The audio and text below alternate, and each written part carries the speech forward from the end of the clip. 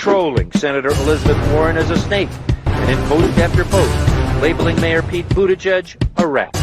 Two victims of this tell CNN they were so afraid of the online attacks they faced, they don't even want us to describe the circumstances for fear it would start up again. They both just questioned the politics of Bernie Sanders in a public setting, and their personal lives were exposed and attacked. Well, just what Nick said, I think that's right. I mean, there is no Democratic establishment anymore. There's not even a Democratic Party anymore. The Democratic Party is a meaningless notion that the party, like the Republican Party, has been hollowed out and privatized to a large extent. There are Democratic elites, and so when we're talking about the Democratic establishment, we're really talking about a bunch of people that Nick also knows well, which really means Democratic donors. This is the most important election in the history of our country. This election is the most important in the modern history of this country. The election in 2020, without hyperbole, is going to be the most important election this country has undergone in over 100 years. Not a joke. This November's elections are more important than any I can remember in my lifetime, and that includes when I was on the ballot. There are just 8 days left in what is the most important election of our lifetime. Where did you guys come to a conclusion about why Clinton had such a hard time just owning that she did something wrong with the email server? You know, I know that Russia and other forces would love us to have a debate. This is exactly what they want. They want us to have a debate about the internal structure of Hillary's campaign, what's true, what's not true. And I'm just not going to play that. I'm sorry. We came, we saw, we died.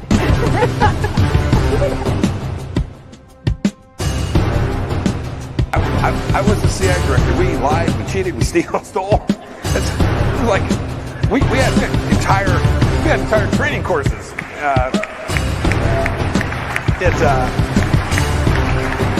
It reminds you of the glory of the American experiment. You know, people have said, if you look at, for example, the heat that ended up around the bend the knee of Colin Kaepernick. Mm-hmm. Many smart people have said it actually was not a thing. The Russian bots started taking out. Yes.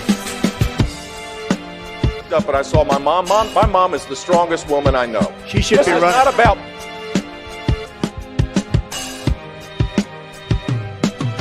If you're like me, one of the millions suffering from pain caused by migraine, Nurtec ODT may help.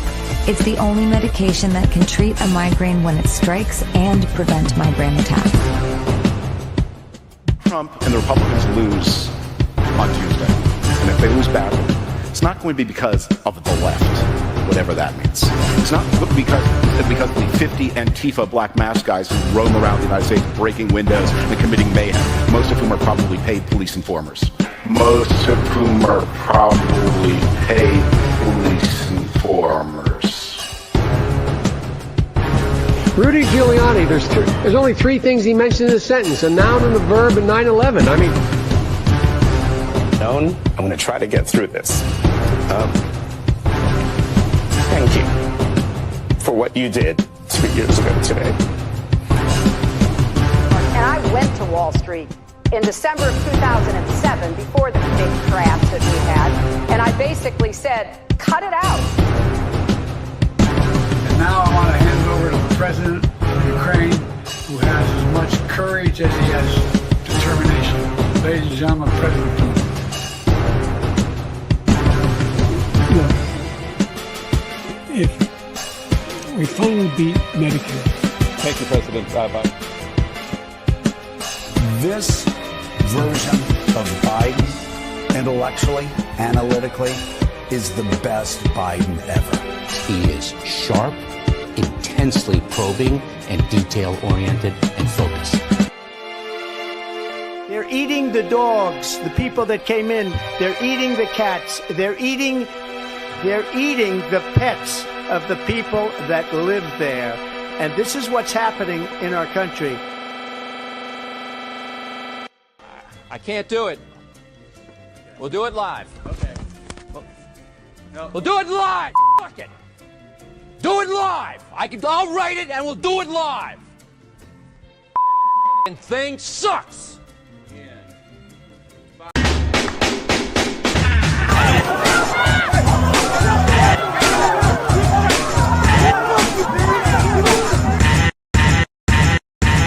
This version of Biden, intellectually, analytically, is the best Biden ever. Marijuana, pot, grass, whatever you want to call it, is probably the most dangerous drug in the United States. Dangerous drug. It is clear, however, that if left unchecked, Saddam Hussein will continue to increase his capacity to wage biological and chemical warfare and will keep trying to develop nuclear weapons. Being a pro-war pundit means never having to say you're sorry. William Crystal led the march to Baghdad behind a battery of Washington microphones. He has not responded to any of our requests for an interview, but he still shows up on TV as an expert. He's got to begin to show progress in 3, 4, 5 months once the U.S. troops get in. The Times liberal hawk Thomas Friedman also said no. We're not trying to show you propaganda. We're just showing you what is. We're just showing you what is.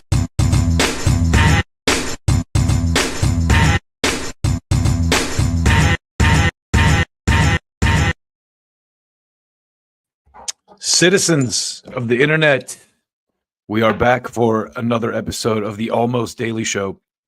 I've been trying to shorten these things a little bit because, you know, the whole goal here was to do a more frequently occurring live stream that was shorter and more concise, but I end up being on for 2 hours, yapping my brains out. Anyway, so welcome. Thank you for jumping on with me today. Like and subscribe, all that good shit. I don't say it enough, but you know, I've always kind of had this philosophy that people are going to like and subscribe if your content's good anyway. So I've never been the type of dude who's like, please like and subscribe. If you don't like and subscribe, I'm not going to continue. You know, not that no disrespect to people that do that either. You know, you gotta hustle. But anyway, let us watch. Well, let me start here by explaining my thumbnail to you. This is a member of the group Anonymous at Brunch, and you're going to see why in just a minute. But let's start with today. Let's start today, this beautiful Wednesday morning, with a example of how terrible the propaganda in the legacy media has been for the last several years. This is Matt Orfala, your boy. The Russia-Ukraine war is entering a stalemate. The war has reached a stalemate. A deadly stalemate. In other words, neither side can win because it's a... Hold on a second. Let me start this over. The Russia-Ukraine war is entering a stalemate. The war has reached a stalemate. A deadly stalemate. In other words, neither side can win because it's a... Stalemate. Those are the headlines tonight. But are they behind? Like yesterday's news, is the real truth the Ukrainians are winning? We know that Ukraine will win. This is inevitable that Ukraine is going to defeat Russia. Ukraine is winning this war. Ukraine is winning this war. Ukraine will win this war. Ukraine is winning this war. Ukraine will win this war. Ukraine will win it because I have been there. I have worked there. I know. He said Ukraine will win. Winning the war is now not in question. Ukraine will win, and it will happen very soon. We can finish everything in weeks. Victory will be in very short period. They say Ukraine will win. Ukrainians will win. And I haven't met a single person yet who doesn't say Ukraine will win. Russia's bad. Ukraine is good. What else do you need to know? What else do you need to know? I just want to jump in here for a second and reiterate a point I make consistently, which is that this is what the Daily Show with Jon Stewart used to do. They used to run reels like this, or supercuts, if you want to call them that, of the media repeating itself, tripping over itself to lie on behalf of the government. Now they're more part of this chorus. You know, when Trevor Noah took over, they just became another brunch liberal legacy media outlet. But and then also, as a YouTuber, I never understood why Orfala always puts background music under these, but it's totally for copyright purposes because they can't come after you for the clips if you kind of edit them in this way and you put sound underneath them. So, fun fact. A stalemate which only brings death and suffering. A true solution can only be found at the negotiating table. YouTube bans RT. There's no way the Ukrainian army would be able to win. Fox fires Tucker. This war cannot be won. Banned. Ultimately unwinnable. Defunded. Ukraine is not winning. Banned. But everyone you meet, without exception, still insists that Ukraine will win. We know that Ukraine will win. Ukraine will win. Putin's already lost the war. I've never been more certain. There is no possibility of him winning the war in Ukraine. He's already lost that war. He's already lost. I absolutely love that scene where he shows the Democrat and the Republican saying in unison, Ukraine will win.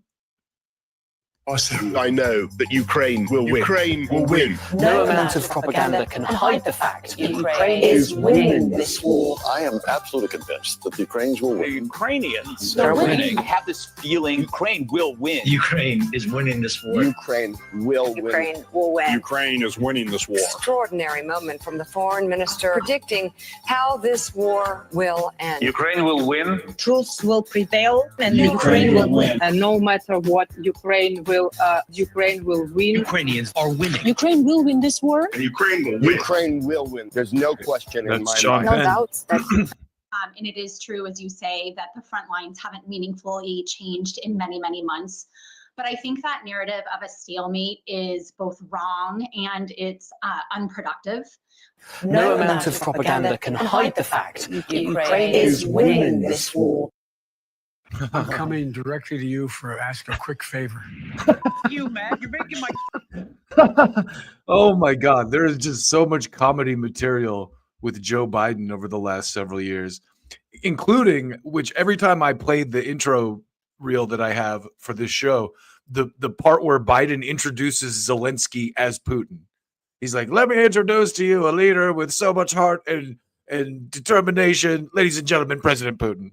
I mean, Zelensky, I cut it off after he says Putin, but so that all kind of started with a tweet from Glenn Greenwald talking about how now they're kind of admitting that the Ukraine war is a stalemate and has been for a long time and needs to end. And I believe that was a little bit of an older post from Matt Orfala, but the kind of overarching theme to today's, topics is the brunch liberal cadre, or the brunch liberal armada. I don't know, what would you call a group of brunch liberals? The gaggle, the brunch liberal gaggle, that has kind of infected everything in left speak, including the group Anonymous, who, let me show you this tweet that I put out this morning.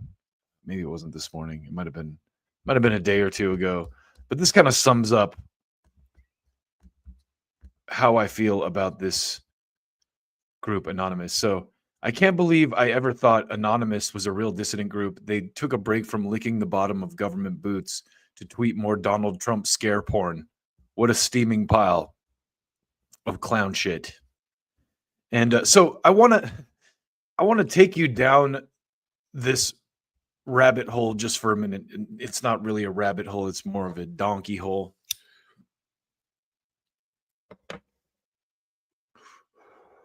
It's more of a rancid deep state butthole. So this is Anonymous's tweet. Trump president for 1 week does more damage to the economy, national security, and international goodwill than all other presidents combined. Amazing work, MAGA. That's Anonymous. Remember, they were supposed to be like this like self-righteous, group of hackers who they're vigilantes out to save the world from fascism or whatever. And let's just take a look at their Twitter profile, because I want to show you how fucking retarded people are. Look at this. Okay, so first of all, follow us on Blue Sky. Oh God, here we go. Here's their pinned tweet. This is Anonymous, the edgy hacker group. This is an app ran by a Nazi-infested right-wing troll farms we are going to be posting information. We're going to stop posting information on it. As mentioned before, this account will only post memes, images, and videos to increase server costs. Meanwhile, they completely go back to basically. So is this memes, or are they like Andy Kaufman style, making fun of brunch libs? Maybe MAGA is a terrorist movement. Just look at their feed here.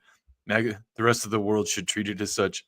See, this is the kind of shit too that if you follow guys like Mike Benz, he talked about how if Trump wins, if Trump's allowed to win, phase 2 of the brunch state will be, we should start calling them that. Instead of the deep state, from now on, they're the brunch state, will be to foment dissent against anything Trump does. And listen, I mean, there's plenty of things he's doing that need to be opposed.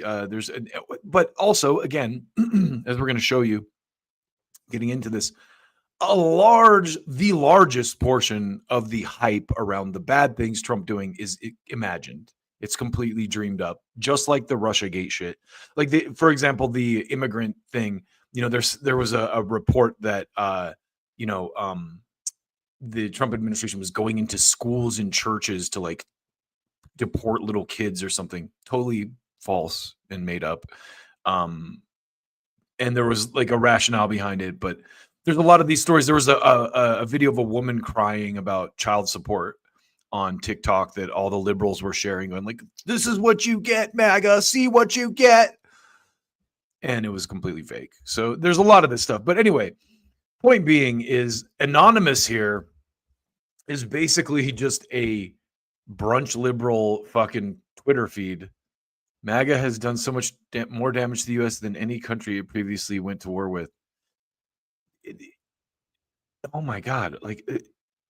So it literally just looks like this isn't, yeah. So here's their, and they said they weren't going to post anymore. All these posts are from what, today? Like as soon as Elon Musk took over Twitter, what was the date on this pinned tweet here? January 25th of this year.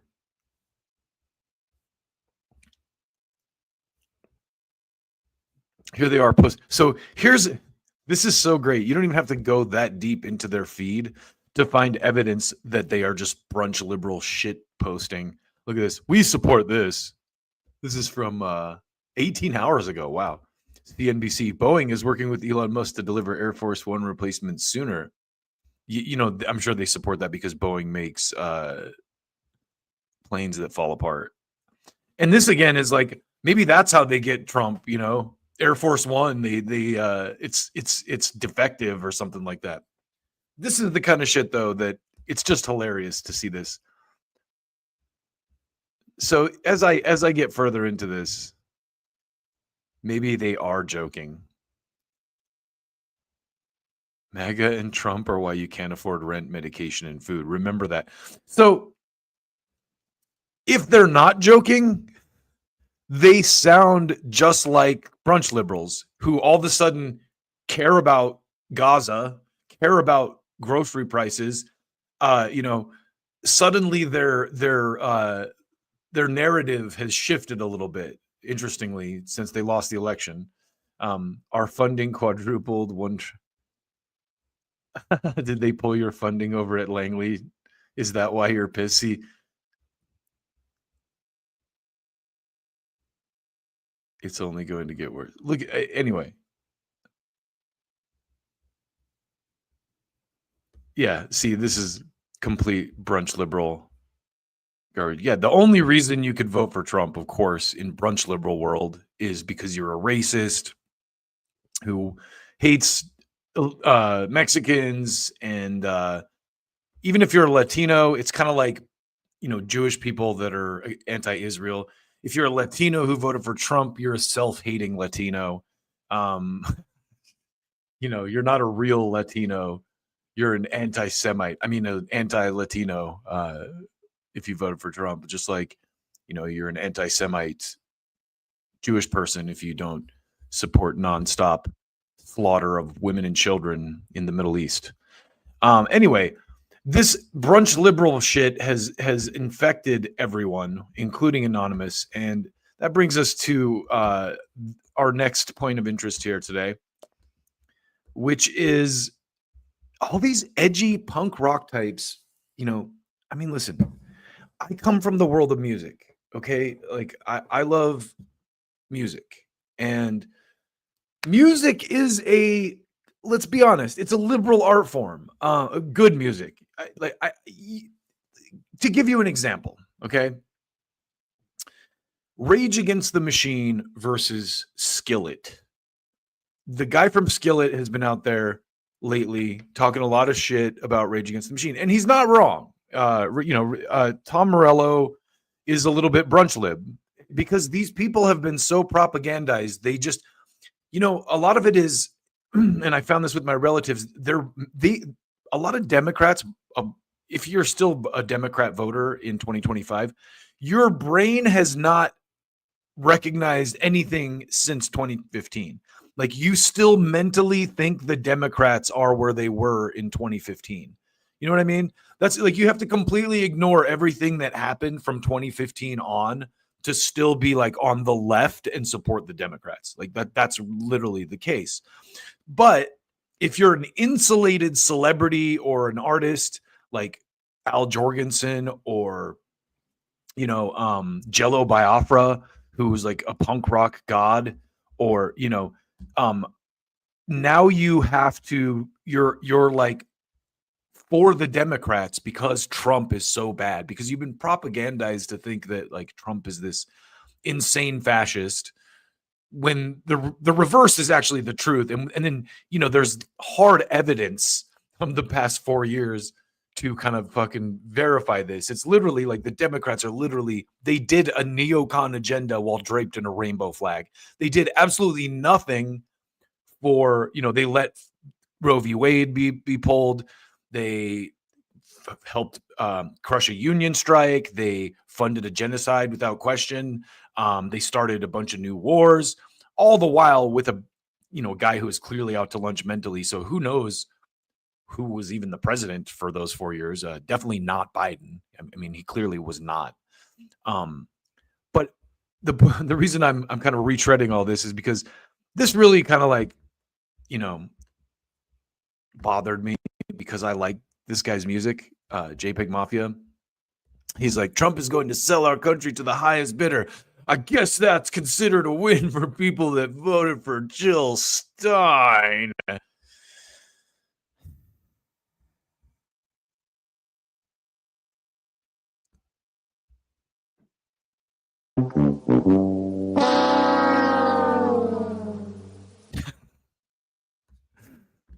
Took me a long time to find that sound effect. A little too long. So my response was, oh man, you two, and a couple of people kind of jumped in. I've had to re-like this multiple times, but the reason I saw this tweet is because of Nick. Liberal response to fascism is to complain about third parties. Deeply unserious. I'm so glad you people lost. I can't agree more. So these are like all my homies up in the mix. Liger here. Are you going to make shitty anarchist rap song about how voting for genocidal neoliberals is resistance? Yes. Retweet that. That's fucking brilliant. Oh, I just hit the views button. So anyway, it's funny because his tone changed a little bit after I think some people yelled at him today. I saw some of his other more recent tweets about this. Here it is. So here's what he tweeted today. Working class Republicans let a billionaire trick them into thinking he was one of them because they all get their news from Joe Rogan. They're dumb as shit. So again, fucking fantastically stupid, and just,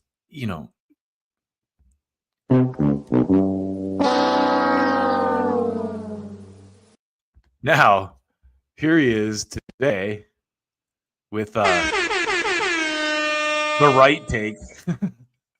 The Democratic Party has failed as a staff, party, and organization. Unfortunately, the truth is, for most working class American people, a plan is better than 30 plans and George Clooney, even if that a plan is racist. is a racist oligarchy. Oh yeah, we getting good music, Boner Mafia. What's racist about Trump? So yeah, it's these insulated fucking liberals just live in a world where Trump bad, Trump bad, Trump bad. That's what he should call his next album. Trump bad. I want to see if I can find my response. I think when I responded to his Joe Rogan posts, I had something. Here we go. Here's my response to this one. Cover ideas for your next album. An angry Frenchman with a bag full of baguettes. No one saw this. I wonder why. And the COVID guy with a mask over his eyes. Trump bad. Anyway, I just don't understand, even with as insulated as you are as an artist, how you get to this point where you just like watch MSNBC and go, Trump bad, Trump bad. And the reality is JPEG Mafia, you know, I didn't even know anything about his politics until I saw Nick replying to this tweet. And it's sad because it takes people down a peg. But getting back to the liberal versus conservative thing with Skillet and Rage Against the Machine, the point I was going to eloquently make there is all that really matters to me is the music. And if you put Rage Against the Machine's music next to Skillet's music, there's literally no contest which is better. You know what I mean? Like, someone who tries to argue to me that Skillet is better than Rage Against the Machine is making a very unserious argument, right? On a musical level. Now, modern political takes taken into account, John Cooper of Skillet has a much more realistic viewpoint, less, I guess, brunch liberal propagandized viewpoint of the political landscape than does JPEG Mafia or, you know, Jello Biafra of Dead Kennedys, for example. So anyhow, we're going to slide on along into our next segment here, which is about Trump's press room. And I don't know if you saw this, but there's a couple things I wanted to highlight here for a couple reasons. And we'll go through this pretty quick. But I do think this woman that he's hired as the press secretary does a killer job. It sounds like first of all, she's very eloquent. She's very smart. Obviously, she's good looking. I'm not a blonde. I don't like plain white girls. You know, that's not really my thing. But she's attractive. She's an attractive woman. And I really, more than anything, I respect her kind of. It's like she sounds like she knows what she's talking about, which is such a shocking thing in this position because we haven't seen anything like this for such a long time. So I want to start here. The main thing I want to show you here is what the new administration's kind of rules of the road are for their new press room, because I think that's awesome. But I want to start by letting her kind of directly address some of the things that the media has been saying. And let's start with the cost of eggs, because much ado has been made about the cost of eggs now that the Democrats are no longer in power. And I think that's interesting because we made much ado about the cost of eggs when they were in power, and the Democrats really didn't seem to care much about it back then. So here is Trump's new press secretary, Carolyn Levitt, talking about the cost of eggs with reporters. Will there be a focus on the overstays for visas as well? If an individual is overstaying their visa, they are therefore an illegal immigrant residing in this country, and they are. Okay, I went back a little too far. Lastly, as we're dealing with anti-DEI, anti-woke efforts, we understand this administration is thinking about celebrating Black History Month. Have you got? Oh, did I not? I went back too far. As Politico summed it up best, Trump is everywhere again. And that's because President Trump has a great story to tell about the legendary American revival that is well underway. And in keeping with this revolutionary. Okay, I jumped into the wrong spot. It's 44:30. Okay, listen to this. Time, but egg prices have skyrocketed since President Trump took office. So what specifically is he doing to lower those costs for Americans? Really glad you brought this up, because there is a lot of reporting out there that is putting the onus on this White House for the increased cost of eggs. I would like to point out to each and every one of you that in 2024, when Joe Biden was in the Oval Office or upstairs in the residence sleeping, I'm not so sure, egg prices increased 65% She's even got jokes. in this country. We also have seen the cost of everything, not just eggs. Bacon, groceries, gasoline have increased because of the inflationary policies of the last administration. As far as the egg shortage, what's also contributing to that is that the Biden administration and the Department of Agriculture directed the mass killing of more than 100 million chickens, which has led to a lack of chicken supply in this country, therefore a lack of egg Because of supply, bird which is flu. leading to the shortage. So I will leave you with this point. This is an example of why it's so incredibly important that the Senate moves swiftly to confirm all of President Trump's nominees, including his nominee for the United States Department of Agriculture, Brooke Rollins, who is already speaking with Kevin Hassett, who's leading the economic team here at the White House, on how we can address the egg shortage in this country. As for costs, I laid out the plethora of ways that President Trump has addressed saving costs for the American people over the past week. He looks forward to continuing to doing that in the days ahead. Thank you guys. Are Medicaid portals down in all 50 states? Directed all federal Okay, agencies to so I coordinate want to jump to another piece of diversity, this equity. where they talk about. So I thought that was good, for her to kind of come back with that answer the way she did, because it is curious that now suddenly the Democrats care about egg prices. They did not care about them at all. I don't think Kamala talked about it once. Maybe she did and I missed it. Correct me if I'm wrong. But in this next little section here, she kind of gives clarity because, again, there was some stuff frozen, and there's a lot of people talking about, how inhumane it is that they're doing this, but I don't believe that they are just cutting everything, and at least they say they are. I'm going to take them at their word on this. And she goes into a little bit of that. Increase our energy supply to bring down costs for Americans. The Trump energy boom is incoming, and Americans can expect that. Thank you. Some of the confusion, I think, may be here with this pause on federal funding. You've made it clear you're not stopping funds that go directly to individuals, but there certainly are lots of organizations that receive funding and then may pass along a benefit. Meals on Wheels, for one. They provide meals for over 2.2 million seniors.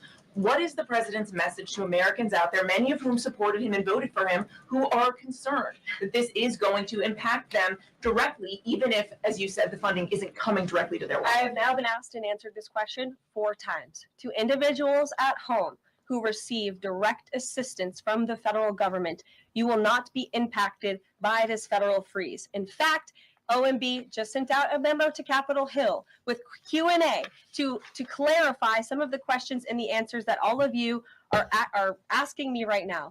Again, direct assistance will not be impacted. I've been asked and answered about this OMB memo. There's many other topics of the day. Jackie Heimer. Direct assistance, Caroline, it's going to another organization and then trickling down. Direct assistance that is in the hands of the American people will not be impacted. Again, as I said to Peter, we will continue to provide that list as it comes to fruition. But OMB right now is focused on analyzing the federal government's spending, which is exactly what the American people elected President Trump to do. And one question. So it's funny because, listen, I hope that they kind of look at these issues with some degree of, empathy, but also listen to the way that these reporters are framing these questions and the massive freak out of like, oh shit, like he paused government funding to all these weird little NGOs and shit. And the lady, that report even says, what about people that get stuff that trickles down from organizations, right?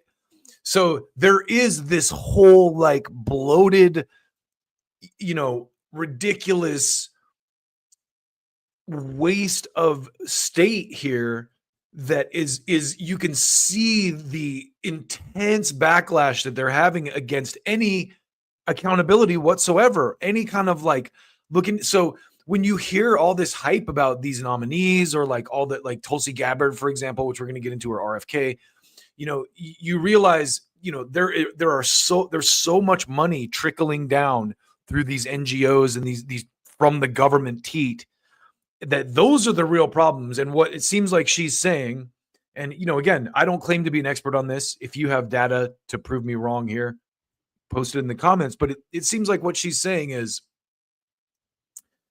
if you get like Medicaid or Medicare or that kind of stuff directly from the government, it's not going to stop. Like, you're going to be fine.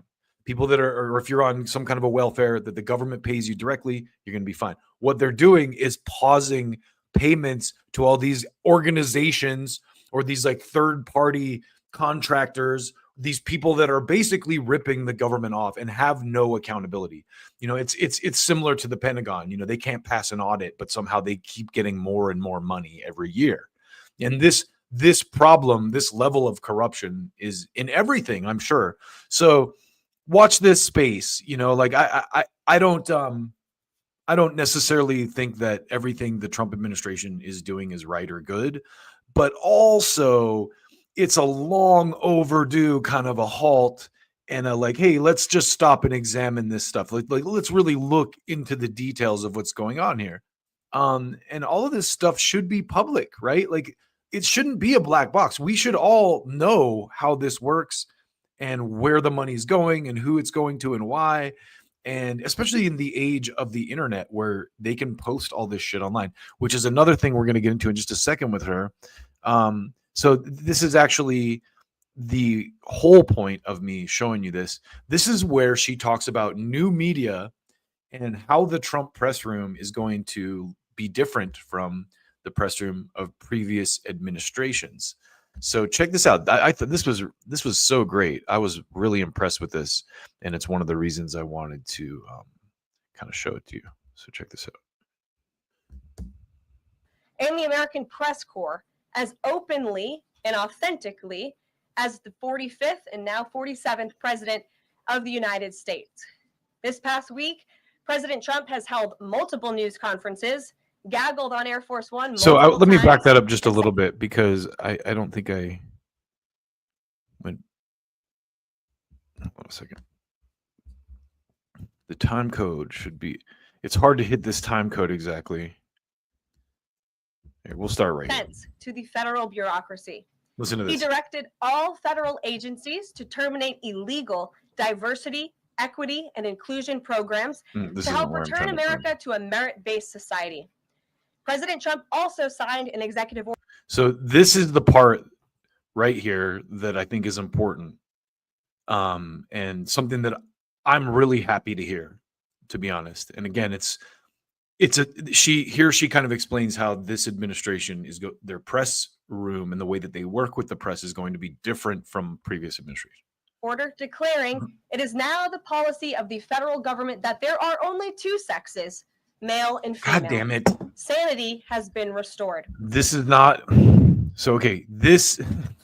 Fuck. No one cares about that shit. This is the part.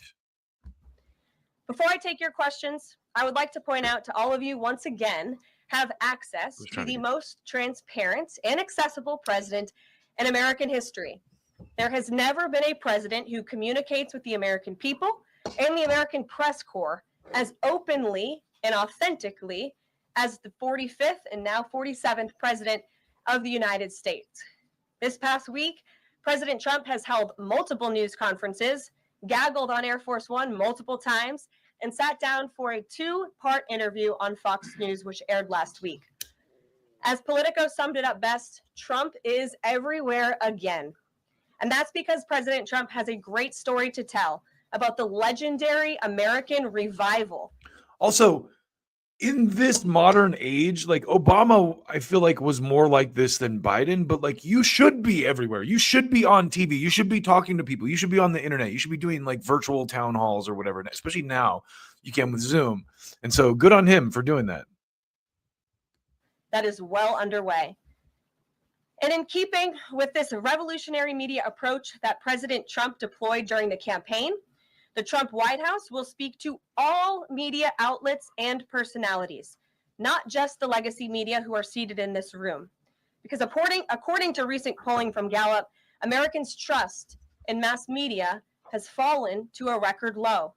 Millions of Americans, especially young people, have turned from traditional television outlets and newspapers to consume their news from podcasts, blogs, social media, and other independent outlets. It's essential to our team that we share President Trump's message everywhere and adapt this White House to the new media landscape in 2025. To do this, I'm excited to announce the following changes will be made to this historic James S. Brady briefing room, where Mr. Brady's legacy will endure.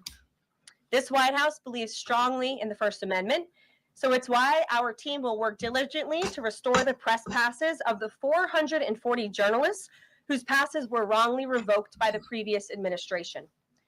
We're also opening up this briefing room to new media voices who produce news-related content and whose outlet is not already represented by one of the seats in this room. We welcome independent journalists, podcasters, social media influencers, and content creators to apply for credentials to cover this White House. And you can apply now on our new website, whitehouse.gov/new media. I can apply for press credentials for the new White House. Now, I'm not close to Washington, D.C., and I'm not going to try to, but I really believe that like Jimmy Dore and Due Dissidents and people like that should apply for press credentials for the Trump White House because they're going to give them to new media. And that's amazing. That's such a huge deal. Because I feel like even with the last administration, you know, let's be honest, Obama and Biden worked to turn the press, the mainstream press anyway, into basically a government mouthpiece completely.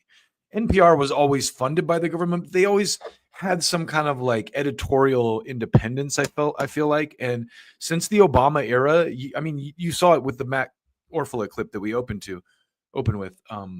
They all read from the same script. They're literally saying the exact same words. And it's worse in Europe. Like you see it more with like the Rupert Murdoch, Sky News, and Australian type outlets. But it's done here too. They just have a thesaurus, so they change it up more. So one more piece of this, and then we'll move on. This guy asked her a question, and I thought this was also pretty relevant, relevant to the conversation that they're having. Anyway. Represent millions and millions of Americans. The thing I would add, I've got a two-part question for you. The first is just can you expand upon what steps the White House is going to take to bring more voices, not less, which is what our founder Andrew Breitbart believed in, into this room where they rightly belong? Yeah. Absolutely. And as I said in my opening statement, Matt, it is a priority of this White House to honor the First Amendment. And it is a fact that Americans are consuming their news media from various different platforms, especially young people. And as the youngest press secretary in history, thanks to President Trump, I take great pride in opening up this room to new media voices to share the president's message with as many Americans as possible. In doing so, number one, we will ensure that outlets like yours, Axios and Breitbart, which are widely respected and viewed outlets, have an actual seat in this room every day. We also, again, encourage anybody. What she said there was really cool too, because she said two independent media outlets, Axios and Breitbart, both of which are ideologically completely polar opposite. So props to her on that too. She's a sharp in woman. This country, whether you are a TikTok content creator, a blogger, a podcaster, if you are producing legitimate news content, no matter the medium, you will be allowed to apply for press credentials to this White House. And as I said earlier, our new media website is whitehouse.gov/new media. And so we encourage people to apply. Again, as long as you are creating news-related content of the day and you're a legitimate independent journalist, you're welcome to cover this White House. And secondly, Caroline, you said you laid out several of the actions that That's pretty amazing. That's like, I applaud the Trump White House for that and the Trump press room. And I sincerely hope like Max Blumenthal, Aaron Mate, Glenn Greenwald, Matt Taibbi, Jimmy Dore, do dissidents, get a seat in the White House press room. I want to see you guys cover that shit. I mean, who knows? Maybe at some point I'll have a big enough audience that it'll be worth it for me to apply, but I'm small potatoes right now. I'm self-aware. Okay. Moving on. There was a really fantastic conversation that Tucker Carlson had with one of the best reporters of the last several years, which is Matt Taibbi. And so I wanted to talk a little bit about that conversation that they had. Now, there was a lot of stuff in it. You know, the headline is about the JFK files and everything. But they kind of touched on a couple things near the end that I want to focus this segment on. And this is a good segue from what we just talked about with the new White House allowing new media into the press room in 2025. So one of the first things that Matt talks about, or that I'm, not one of the first things he talks about, but one of the first things I'm going to talk about from this interview is Matt talks about how the press is not really supposed to be quote unquote credentialed, and how these credentials and the idea that like the press is this like special class of people is a new thing, and it's not how it's always been. And anyway, I'll let him speak to it because it dovetails nicely with what we were just talking about with the new White House press room anyway. And that's exactly how the press is supposed to function. Yes. They're not supposed to be credentialed. Like, it's not supposed to be a thing where, somebody confers a title. You are the official media. No, the citizen, like, that's part of our job is to be the press, right? Like, that's why the First Amendment was designed for that to happen. And there was lots of incredible reporting that was done by either individuals or small organizations like the U.S. Right to Know. They filed hundreds of FOIA requests on Fauci and gain of function and everything, and they really started the ball rolling on that whole side of that investigation. It's it was a relatively small site, and they had good young reporters there who were hungry, and that's how this thing works. Amazing, right? Amazing. It's exciting. It's so exciting. And it's also true that there are increasingly people making like a legit living. I'm not getting rich, but like paying the bills doing this job. Right. Which is important. And that's also how it's supposed to work. Yes. I mean, I remember hearing a story about IF Stone when I was starting on Substack. I was calling around to some of the old timers and saying, like, is this a good idea for me to tap out of mainstream media? And they told me a story that, and they said, IF Stone cranked out a newsletter. For those people who don't know, he was Izzy Stone. Izzy Stone. He was one of the original independent investigative journalists. He worked out of his house. He put out this little newsletter, the IF Stone Weekly. It was great reporting, independent, didn't have to answer to editors who told him to shape things one way or the other. And he made a nice living, got himself a nice little house, and that was enough, right? And he had an impact. And you can do that now. The internet makes it easier, actually. It's amazing. Yeah. In America, we do things a little. So, again, that dovetails nicely. That sentiment dovetails nicely with that clip of Carolyn Leavitt, the new Trump press secretary, just saying that, hey, this administration believes in the First Amendment, and the doors are open to the White House press room. That is such a stark contrast to how the Biden administration was, and the people that did get allowed in. Later in that exchange there with Carolyn Leavitt in the press corps, she starts calling on people in the back row, and one of the ladies stands up and goes, "Thanks, it's the first time anyone's called me in a long, long time." Or I don't think ever or something like that. So this new tone of transparency and kind of just a willingness to debate ideas and talk about it's refreshing, you know, whether you agree with everything these people are doing or not. I feel if Taibbi's saying it's exciting, you know, that guy, people forget who he was. He was a writer for Rolling Stone, very left-leaning. Did the cover of Occupy Wall Street, wrote a book called Hate Inc. about, you know, the polarization of media, wrote a book called Insane Clown President about Donald Trump, you know, was not a Trump guy, but as soon as he started being skeptical of the Russiagate narrative, which any fucking thinking person would be skeptical of. Yeah, you mean the president's a secret Russian spy and we just can't find the smoking gun to get him out? Oh, okay. Yeah, I believe that. So stupid. So stupid. Yeah! And the thing is, what's funny about that is liberals still want to act like they're the smart ones dunking on stupid Trumpers. The Trumpers are the fucking politically educated people in the country, as we just saw with the election, despite the media being fucking ridiculous, which we're about to get into more of. You know, Trump won the election. It gave me renewed faith in the, you know, kind of the intellectual level that the public is at. And again, I've said this multiple times, and I will keep saying it because I want to make sure everyone hears it. The country is far smarter than they want you to believe it is. And they talk about that in this interview with Tucker and Matt Taibbi. So I'm going to show you a little bit more of this before we jump into RFK's nomination process. But in this next bit, they talk about some of the things that got glossed over, some of the big stories that kind of got lost in the shuffle over the past year. And I will just I'll let them do the talking here. I won't spoil it.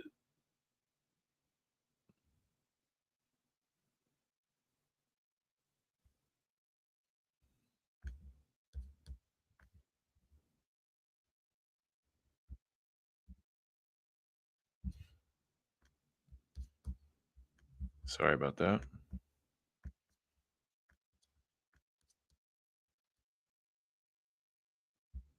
We have another corruption situation involved.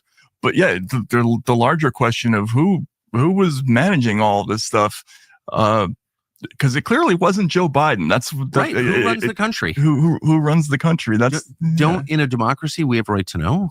Right. That you know, our mutual friend Walter Kern talked about this, saying that this was the first time that we had a president that had a sign on his desk basically that said the buck does not stop here. No. Right.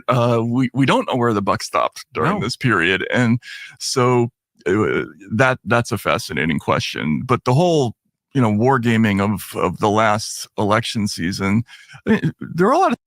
I just had this thought real quick. I wanted to interject that Whitney Webb needs to go on Matt Taibbi and Walter Kern's podcast because there's like some bad blood between them in the Twitter sphere. And I think that they're both on the same page. They're both investigative journalists who are honest people. But, you know, people want to down talk fucking Whitney Webb because she rains on everyone's parade with reality, which is why everyone hated Jimmy Dore, you know, 5 years ago when he was telling everyone that AOC was a fake. Now completely, you know, and everyone was calling him a misogynist and a sex offender or whatever they fucking needed, you know. That's how Whitney Webb is being treated today, like the Jimmy Dores of yesteryear. So the stories, people don't even remember this. Like New Hampshire held a primary, right? People went and they voted in the New Hampshire primary, and then the results were canceled, and they held a second nominating event on a Saturday night months later, where a bunch of officials got together and they just decided to allocate the delegates themselves. Like I'd never heard of that before, just canceling an election and just sort of redoing it in a closed meeting. Like, how does that happen? And just turning the spoils over to somebody else? Well, I mean, I think it ended up mostly having the same result, but for some reason they held the second contest.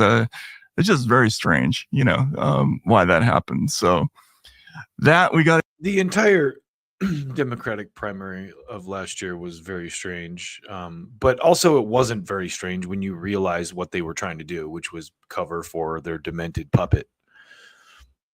I get into, then there's the whole question of the investigation of the Trump assassination incidents.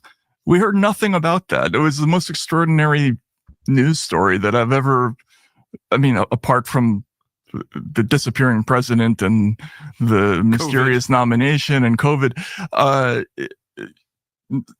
presidential candidate and ex-president gets shot and the story's dead within like 48 hours. And all you read in the news from the FBI, there are these comments saying that they don't have any motive evidence. We've done 100 interviews, but we don't know anything about why this happened or, what was going on there. Do you believe that? I have a very hard time believing that there's nothing interesting. He was kind of your classic 20-year-old American kid with no social media presence whatsoever, ever. Right. Just, yes, exactly. And it is a very typical American story where one day. So what's interesting to me about this too is that liberals have now become the kind of Alex Jones mentality where they're like, I don't know if that was real. I think that was staged. You see that a lot, right? You see like liberals, like all of a sudden liberals are like, I hear you. It's definitely a tiger by the tail. Trump wasn't. It was staged. It was totally staged. They sound like Alex Jones in this, which is, I'm like, hey, good. At least liberals are kind of like thinking again. Because the whole thing is odd. It's like,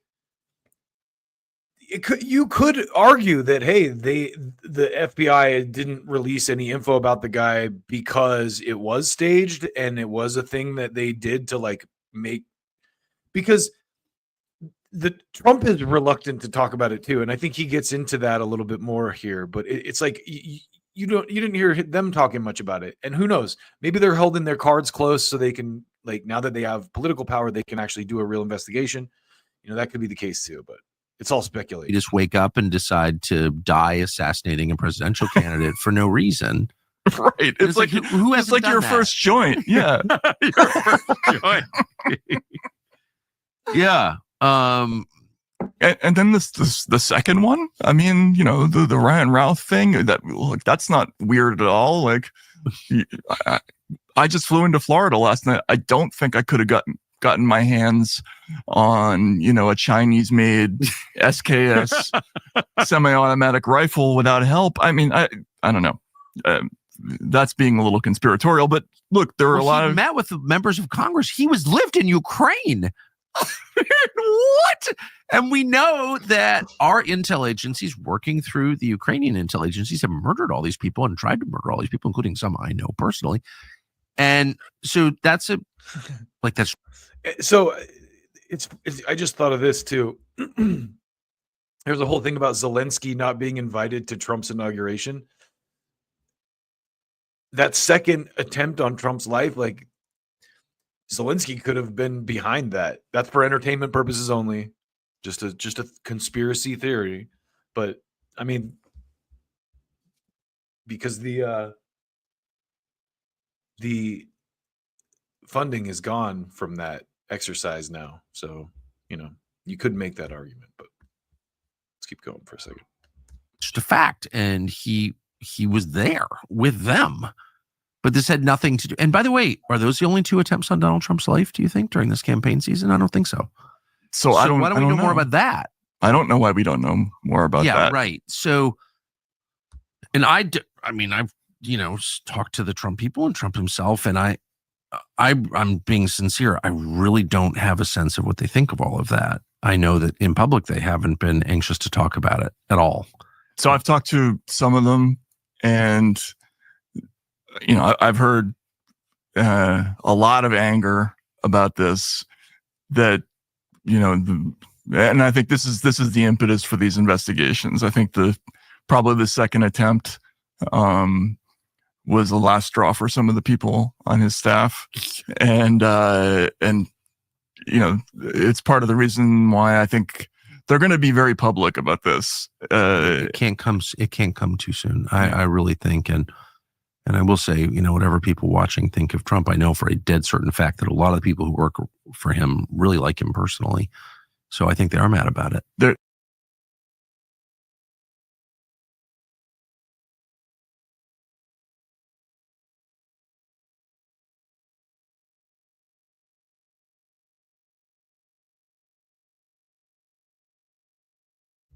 Sorry about that. So I want to move on to one last piece of this interview where they talk about kind of the death of legacy media. And this is just that seems to be a theme today, but this is a really good point that they make here about, because you see now people like Zuckerberg and, a lot of these legacy media people kind of like coming around and realizing, oh, wow, like we should pander to the Trump people or people who like Trump, which is, ridiculous on its face. But anyway, listen to what they say here about how the media has lost trust and, some of their attempts to gain it back.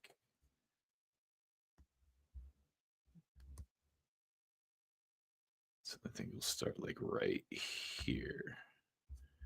What happens to like the Washington Post and NBC News? It's those bureaus and CNN and like what happens to these things? They're going to struggle, I think, to get audience back. You already see that the strategy of some of them is to try to pander to the audiences that they betrayed previously. There was a funny episode over last weekend where NBC and Saturday Night Live, they finally did a joke picking on Rachel Maddow. It wasn't particularly funny, but it was a signal that, okay, we're going to suck up to this group now, right, as opposed to the other one, which is so loathsome, right? And that, but Rachel Maddow was not the core. Whatever you think of Rachel Maddow, she just like advertises herself as Rachel Maddow. One person's opinions. It's funny. You sounded like her for a second there. Yeah, well, I know her, and I've never been. I mean, the thing that I dislike about Rachel Maddow too, though, is that she pretends to be something she's clearly not, which is a progressive. She's not a progressive. She's a propagandist for the regime. Anyway, I think that's all we really need to talk about there. And it was interesting to see Tucker Carlson defending Rachel Maddow as well. So let's get into the meat of what we have to talk about today and get into the case of RFK Jr. because the big news today is these confirmation hearings on the Hill. And I want to start this segment by just showing you how ridiculous the media is around RFK Jr.'s as a candidate for HHS. Like, I'm sure you've seen it, but I want to, let's revisit this with some attention to detail here. So this is from CNN this morning. And it says RFK Jr.'s litany of controversial views to come under scrutiny in Senate confirmation hearing. And just I'll fly through this, but I just want to make sure you see how fucking terrible these people are. And they wonder why no one listens to them anymore, So CNN, Robert F. Kennedy Jr. will undergo intense scrutiny over his history of controversial and inflammatory comments at his Senate confirmation hearing on Wednesday to become President Donald Trump's Health and Human Services Secretary. Kennedy's expected to face tough questions from Democrats regarding his false claims that vaccines cause autism and his conspiratorial rhetoric on federal agencies and other health policies, while Republicans are poised to seek commitments from him over his positions on abortion rights and agriculture. So they frame why abortion rights is part of this conversation. I mean, is ridiculous because I've already covered this multiple times, but the Supreme Court, the conservative Supreme Court, ruled in favor of mifepristone. Abortion is safe and legal nationwide through a fucking pharmaceutical drug now. And it's like the fact that they're even trying to use this as a tactic still just shows how fucking painfully out of touch these people are, with reality in general. Like I said, all the media is part of the problem too. They still live in 2014, 2015, when the Democrats were the good guys who were progressive and wanted to save, were working for Americans. You saw that in the demographics of the last election, the only demographic that Democrats won handily was upper middle class and rich people. So anyway, let's keep going here. Other more incendiary comments he's made in the past, such as comparing COVID-19 pandemic mandates to Nazi Germany, accurate, and apartheid laws in South Africa, have also faced backlash from both ends of the political spectrum. So both Democrats and both Democrat and Republican hacks have feigned outrage over comments he made comparing the COVID lockdowns to Nazi Germany. To kind of accurately summarize what's seen us and just blathered at us. Kennedy has also baselessly suggested that human-made chemicals in water systems could turn children gay or transgender. He has long peddled AIDS. That's Alex Jones. Wait, what was that again? Kennedy, what did Kennedy say? Did he just say that chemicals in water systems can make kids gay? Did he really say that? No, I hear you. It's definitely a tiger by the tail. I need to get a sound drop of Alex Jones and the gay frogs. Alleging that HIV does not cause AIDS. So he has long peddled AIDS denialism conspiracy theories, alleging that HIV does not cause AIDS and questioning the theology that HIV is the sole cause of AIDS. Can I tell you something? I rewatched Dallas Buyers Club this weekend. And if you have not seen it, it's a fucking great movie. You should watch it. Matt McConaughey is killer. Jared Leto plays a trans woman. And it's set in the 80s where they realize that the government, the FDA, is working hand in hand with pharmaceutical companies to prevent them from getting treatments that will help them. Like, that's the entire plot of the movie. And the enemy, the bad guy in the movie, is the FDA and the US government. And they don't tell you in the movie at the time who the head of the FDA is or who the head of the NIH is, but it's Fauci. So, like, they even show there is footage you can look up of gay protests in the 80s against Fauci and the NIH during that era. Go look it up on YouTube. Just search NIH protests 1980 LGBTQ or something. You'll find it. It's out there. Anyway, to keep going on this RFK Jr. propaganda here to the next ridiculous paragraph. Most famously, Kennedy has in the past promoted the discredited theory that vaccines cause autism in children and that they are widely unsafe. Routine childhood vaccinations are projected to prevent hundreds of millions of illnesses, tens of millions of hospitalizations, and more than 1 million deaths among people from between 1994 and 2023, according to the Centers for Disease Control and Prevention. So they're flat out lying right there about they're mischaracterizing his views intentionally to scare people, which, we all know this is how they operate. They're terrible. Vaccines are thoroughly tested before their release, and their safety is monitored on an ongoing basis. So it's very clear who puppeteers these companies when you read stuff like this, and this gets better. As a member of the famed Kennedy political dynasty, Robert Kennedy Jr. has built his career as a progressive lawyer, taking on pharmaceutical companies and environmental safety causes. That's accurate. He later founded the nonprofit Children's Health Defense, known for spreading anti-vaccine information. After he ran for president as a Democrat turned independent last year, Kennedy rebranded himself as MAGA acolyte, seeking to make America healthy again, and quickly endorsed Trump. So what's interesting is, unlike his father, they don't have to use a bullet to assassinate him. They can use the press. And it works on a lot of dummies. A lot of people, even parts of the left, people who I respect are like, RFK Jr., I heard a thing that he did. People are fucking retarded about RFK Jr. in the left spaces, and It's the same thing they do with Tulsi, with all these people. They sow discontent among the left as well, or among the people who are otherwise, we'll get into this more later. I'll shut up and keep reading here. So now they get into trying to frame him as like this Trump bootlicker here. Trump rewarded Kennedy by nominating him to become the nation's top health official, controlling more than a dozen federal agencies. So Trump, again, ran a smart campaign where he went, okay, RFK Jr. has a pretty big following.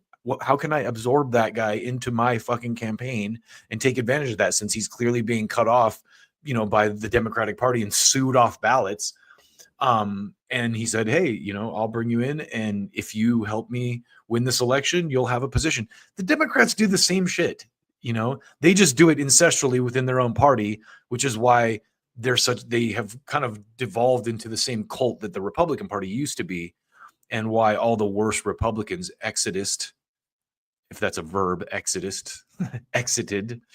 the Republican Party to the Democratic Party, and the Bernie left kind of exited the Democratic Party just to become independents. I know very few of the Bernie left. Anyway, to keep going, by nominating him to become the top health official, controlling more than a dozen federal agencies, including the Food and Drug Administration, the National Institutes of Health, the Centers for Medicare and Medicaid Services, and the CDC. So what I think is great about this is what I think is the best thing, the absolute most beautiful thing about this new Trump administration. And I fucking love it. I love this. I'm sorry. Be mad at me, lefties, but I fucking love this, like, putting people like Tulsi Gabbard in control of the DNI, the Department of National Intelligence, after she was unfairly treated like a terrorist and put on like DNI, put on a watch list, like a terrorist watch list. You know what I mean? Now she's going to be in control of those agencies. That is fucking beautiful. Same thing with RFK.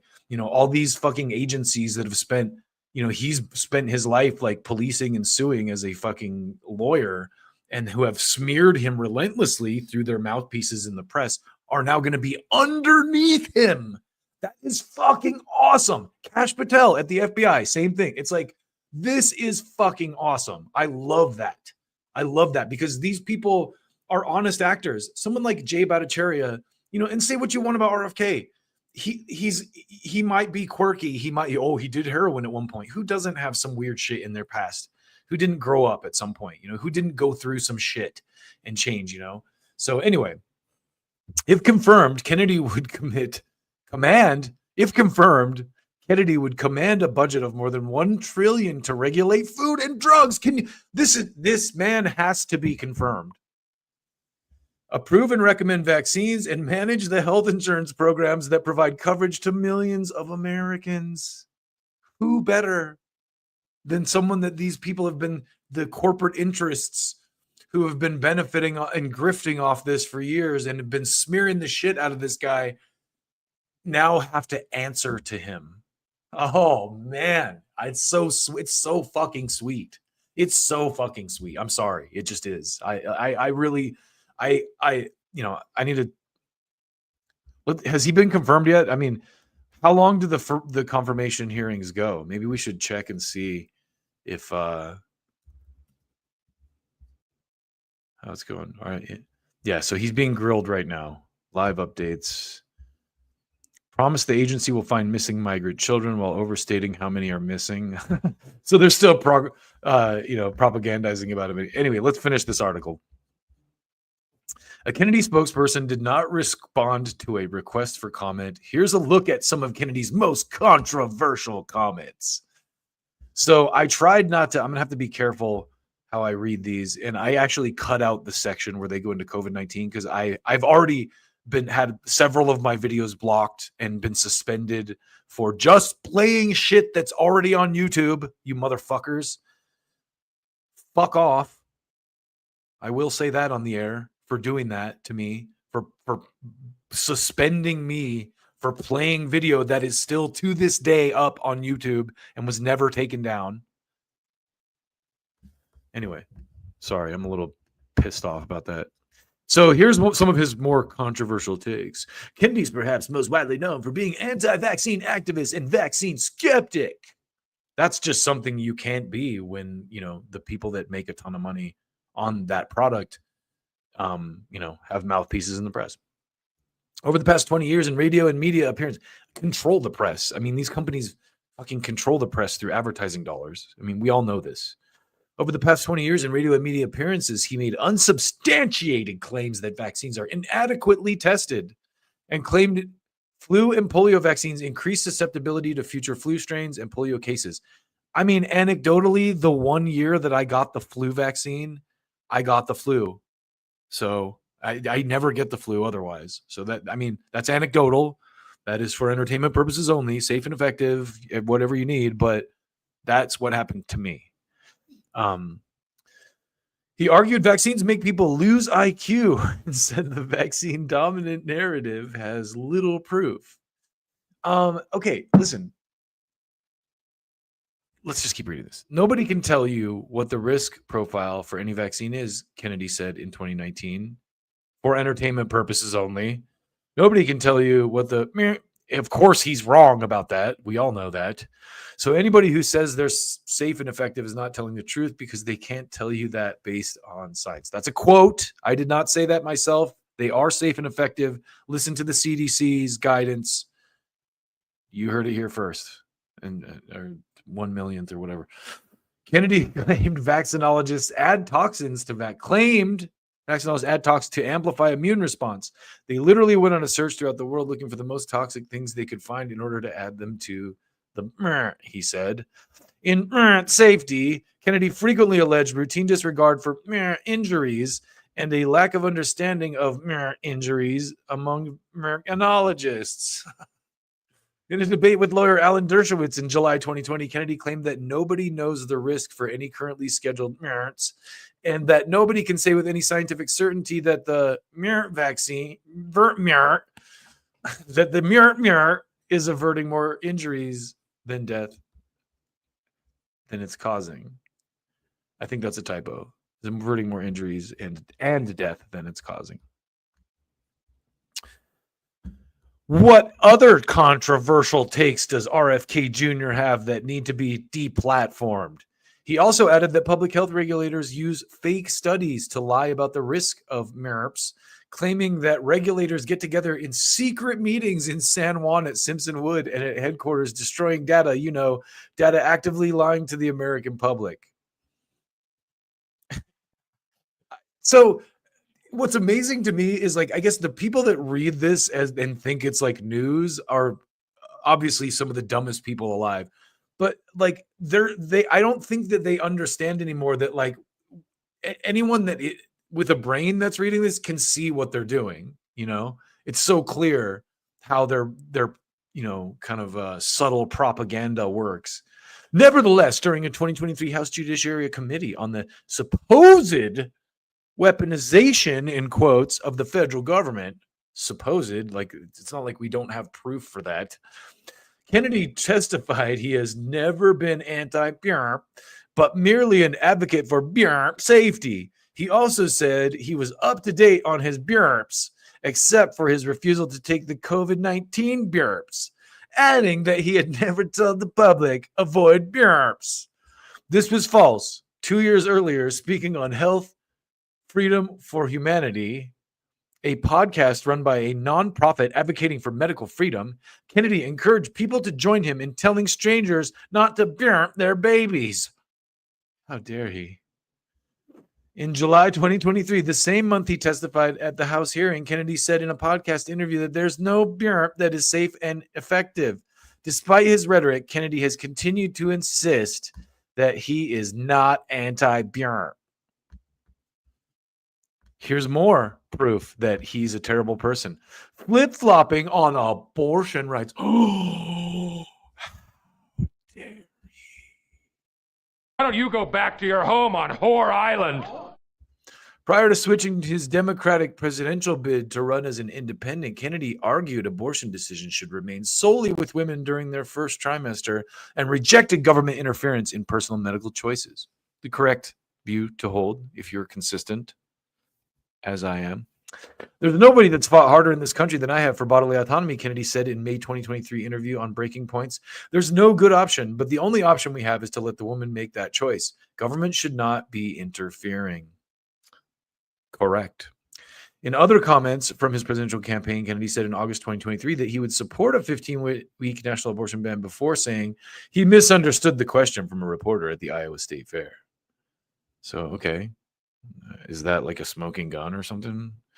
But Kennedy later backtracked that stance, writing in a social media post in May 2024, I support the emerging consensus that abortion should be unrestricted up until a certain point.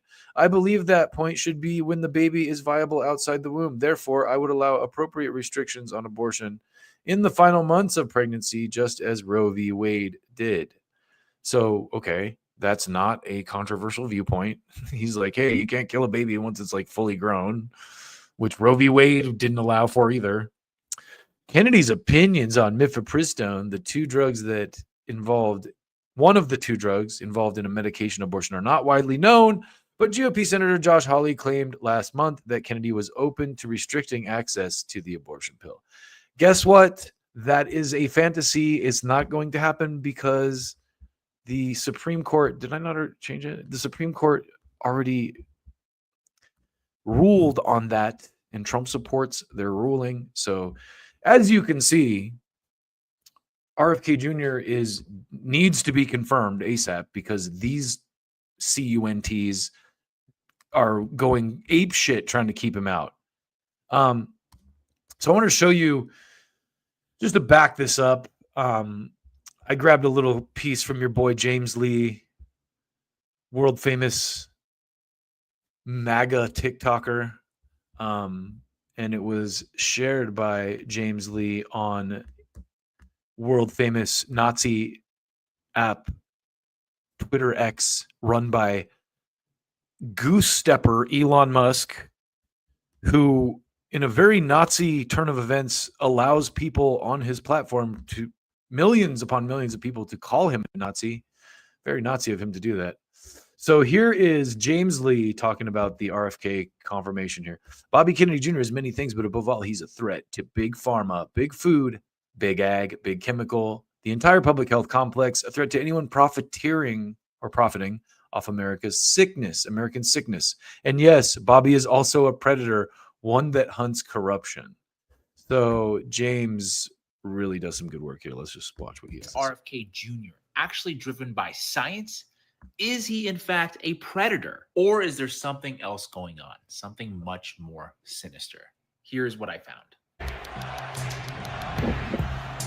Not one of the 72 vaccines mandated for children has ever been safety tested. The Nazis did that in the camps in World War II. They tested vaccines on gypsies and Jews. I mean, I knew Harvey Weinstein. I knew Roger Ailes. I knew O.J. Simpson came to my house.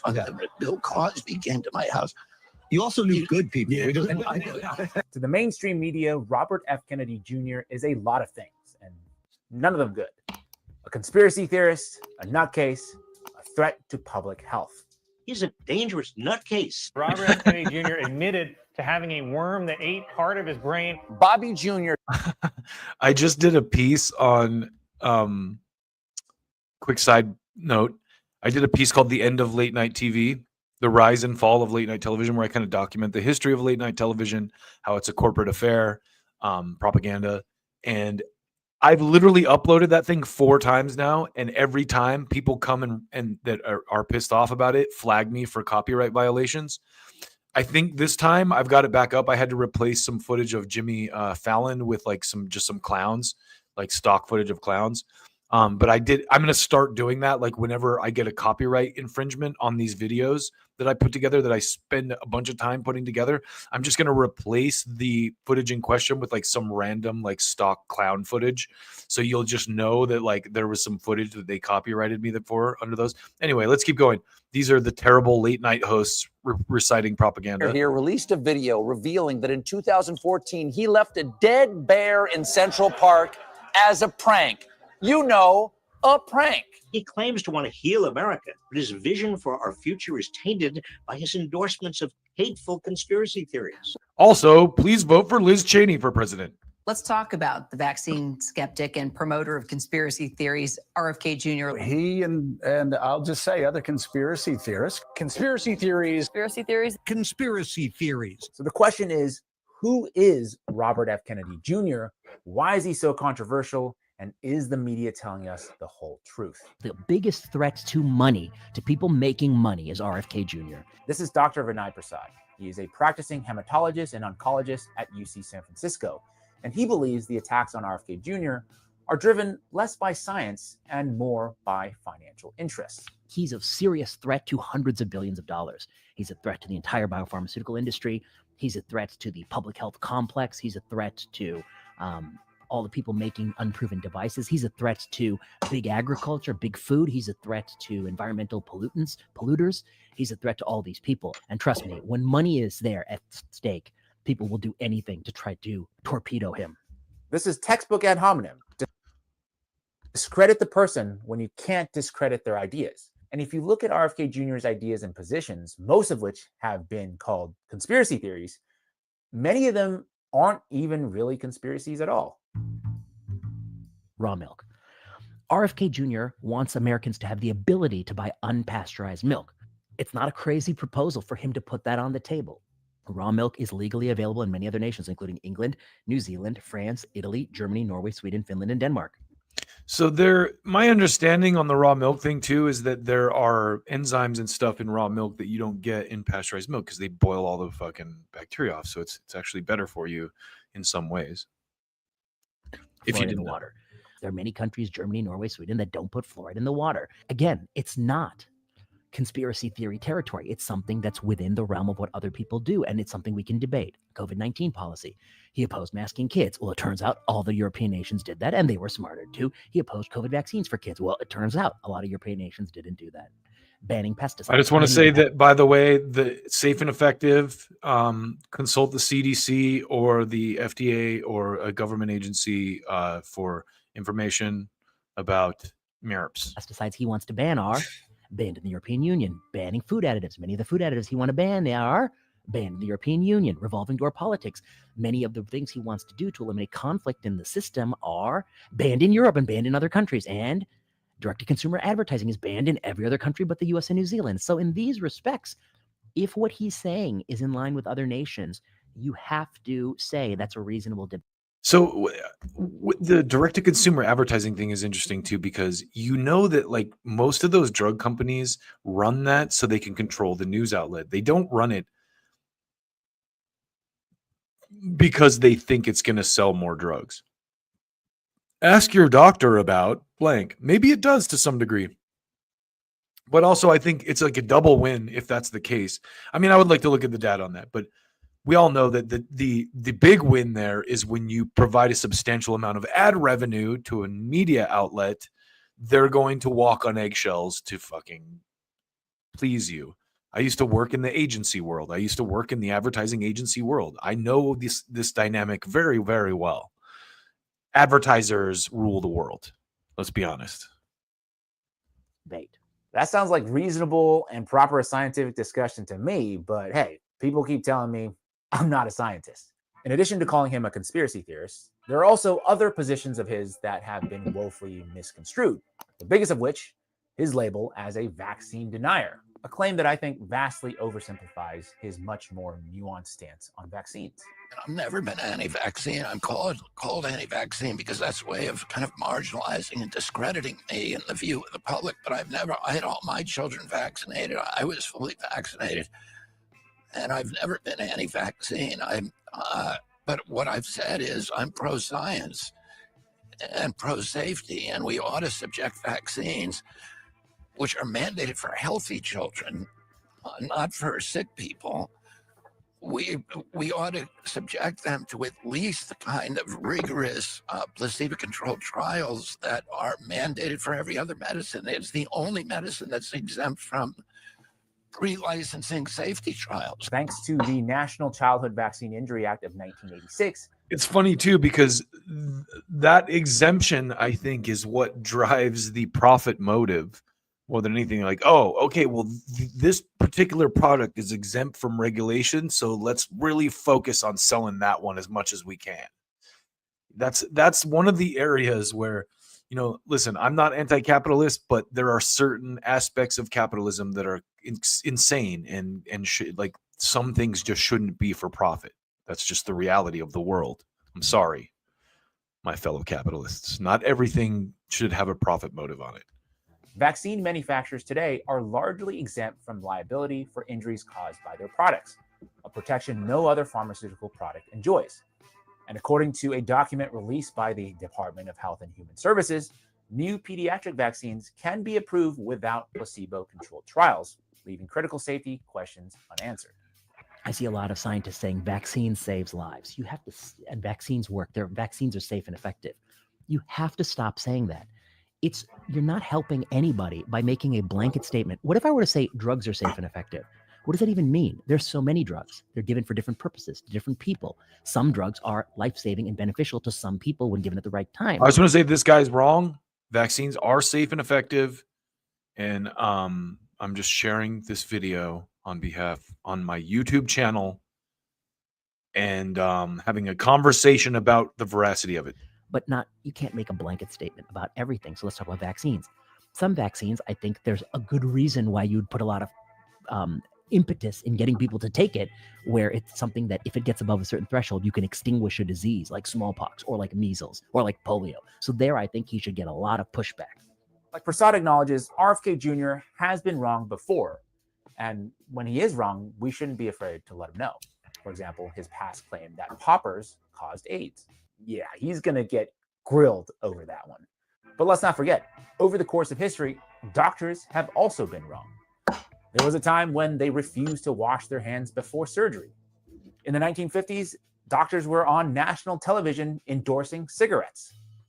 And how many chemicals, once deemed safe, have been banned after activists fought for decades to expose their dangers? You know, somebody said that Bobby Kennedy's like a magic 8-ball. We don't know what he's going to do. I don't think so. He's not a capricious or erratic force. He's a different philosophy. He has a environmental lawyer policy where they have an extremely low threshold to think something is a toxin or causing some problem. So my point there is that I think he will make a different type of error. That error will be to reject things. He's perhaps overly skeptical of some products, some chemicals, etc., but not the opposite error, the corporate error that we're used to. I think that's the big question. What is your philosophy? What kind of error do you prefer? Safe until proven unsafe, or unsafe until proven safe?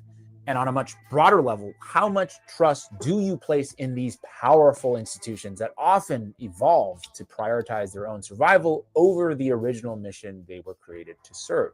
Everyone would have to be lying, wouldn't they? I mean, No. in these huge This is what it is in orthodoxy. It's just the same thing that happened to the Catholic Church during the pedophile scandal. It was a small number of priests who were actually part of who were raping children, but everybody got subsumed in it. The bishops, the Vatican, the press, the prosecutors, the public, everybody, and anybody who questioned, they became convinced that the institution was more important than the children it was supposed to protect. And they said, we have to make these sacrifices for the vaccine program. His critiques does raise an uncomfortable question. Has science become a kind of modern day religion where questioning orthodoxy is not met with debate, but with exile? I think we should be able to debate what is different sensible nations do. It might not be right, but it does mean it's not absolutely crazy. Without a doubt, even a supporter of RFK Jr. will have to admit that he isn't without flaws. His deep distrust of institutions means that he will sometimes embrace theories that don't hold water. His skepticism of vaccines, while rooted in legitimate concerns about safety and transparency, has alienated many and overshadowed his broader critiques of corporate power. In many ways, RFK Jr. is a paradox. A lifelong Democrat now working with a Republican, a man fighting for public health, while at the same time himself being labeled a public health threat. So I want to stop there and just say that my take on this kind of thing is look at people's history. Look at who because RFK Jr. has been around for a very long time in the public eye. And look at the things that he's always done. I said this about like Jimmy Carter, I don't think Jimmy Carter was perfect. He did a lot of bad stuff when he was president. I mean, I don't know how much control he had over everything, or maybe he was well-intentioned, but things didn't work out the way he had hoped. But post-presidency, he spent his entire career working for Habitat for Humanity, building homes for disaffected people. Whereas, the Clintons went on to make millions of dollars and like speaking fees, and the Obamas did the same, and the Bushes the same. You know, it's like RFK has a long history as a environmental lawyer who's been, you know, fighting for on behalf of the little guy against these huge corporate interests. So I think that needs to be factored in when you think about, you know, who he is and why there's so much opposition to him being in that position. So I'm going to close out with that today. I had another piece planned with Tulsi Gabbard about Tulsi Gabbard, but we'll have to maybe save that for another day. Let's hope that your boy makes it past today's confirmation hearing. But I want to close out by showing you what could happen if he does not make it. And I think, you know, it's interesting because I could get some crap for supporting this methodology here, as could Ian Carroll, who I'm going to share this tweet from. But the reality is, this is the landscape we have to engage in, right? You have to fight with money.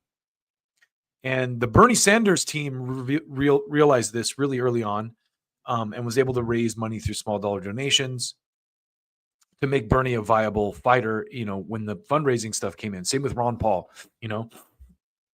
Those campaigns were able to organize and raise vast sums of money to kind of like make them relevant in the political world.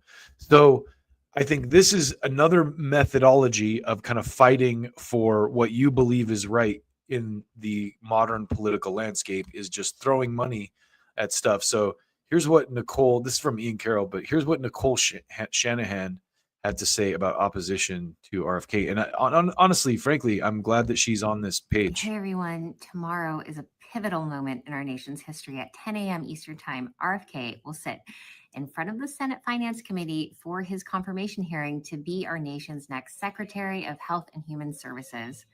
I urge everyone to call their U.S. senators over the following days and demand they vote yes on Bobby's nomination. He is more than qualified. He's proven, principled, and prepared to lead. I'll share a list below of key senators. If they represent your state, they need to hear from you. If they don't, please call your own senator and ask them to vote yes.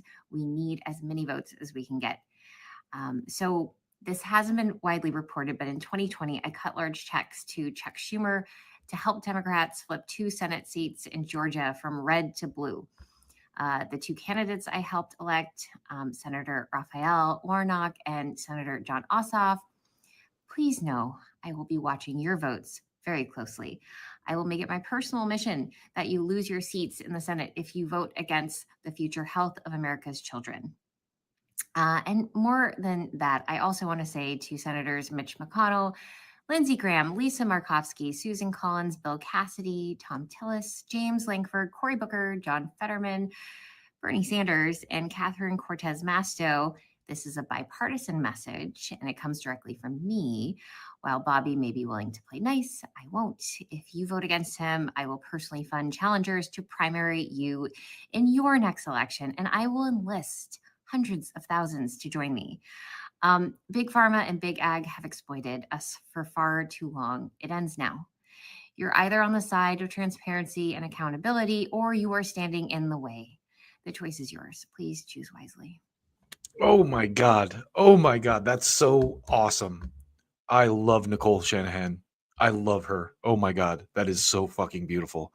Imagine if the Bernie, you know, acolytes had that energy. Like, it's just like, it's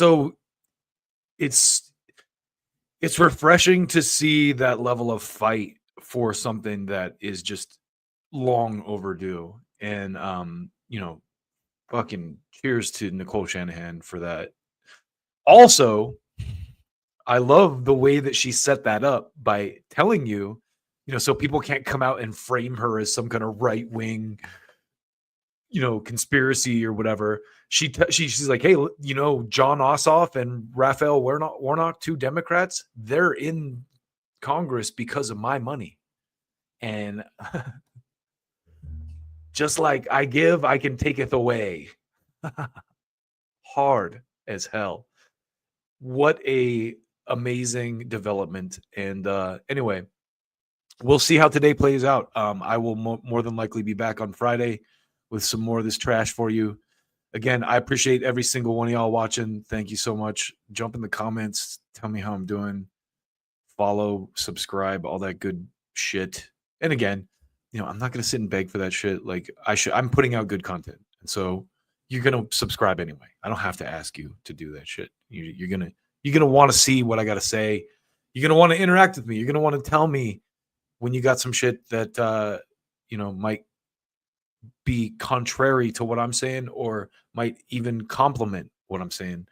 But this is a very healthy outlet for me, and I definitely appreciate your time and attention. And I wish you all the best in your days to come. And we will see you Friday. And I think I'm trying to decide. I should throw you some treats on the way out. I don't want to just leave you empty-handed. I want to throw you a treat on the way out. What do I got as far as a treat goes for you today? How about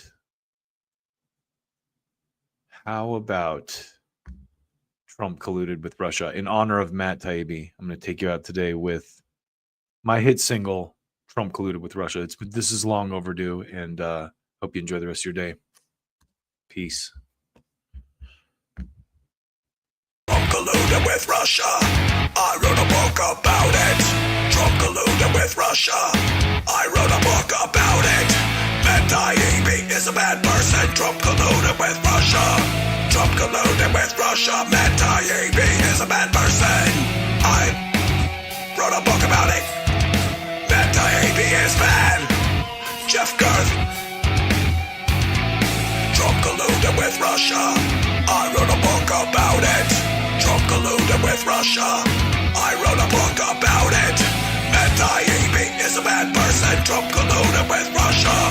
Trump colluded with Russia. Matt Taibbi is a bad person.